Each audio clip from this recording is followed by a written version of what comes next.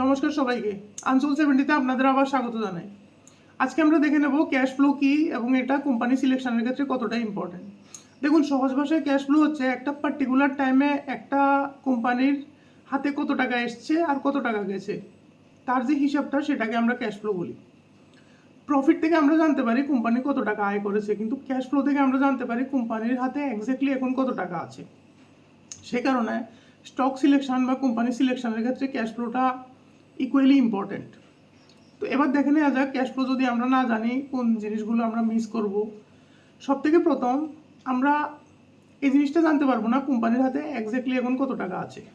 দ্বিতীয়ত, আমরা কোম্পানির যে দৈনন্দিন খরচাগুলো মানে room rent, employee salary, electricity bill বা সাবস্ক্রিপশান, এই জিনিসগুলোর যে পেছনে কোম্পানির মান্থলি কত টাকা খরচা হচ্ছে সেই জিনিসটা আমরা জানতে পারবো না।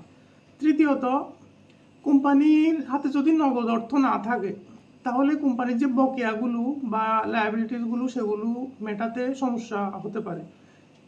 চতুর্থ, যে অন্য কোম্পানি এখন কত টাকা পাবে বা মার্কেটে কোম্পানির কত টাকা বকেয়া রয়েছে সে জিনিসটা আমরা জানতে পারবো না।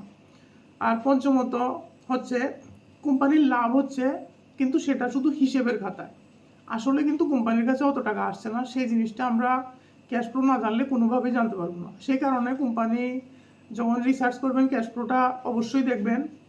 আর এই ধরনের আরও ভিডিও পেতে গেলে স্টক মার্কেট বা মিউচুয়াল ফান্ডের ব্যাপারে অন্য বিভিন্ন জিনিস বা বিভিন্ন আপডেট পেতে গেলে আমাদের চ্যানেলটা সাবস্ক্রাইব করে দিন। ধন্যবাদ সবাইকে, দেখা হবে পরের ভিডিওতে।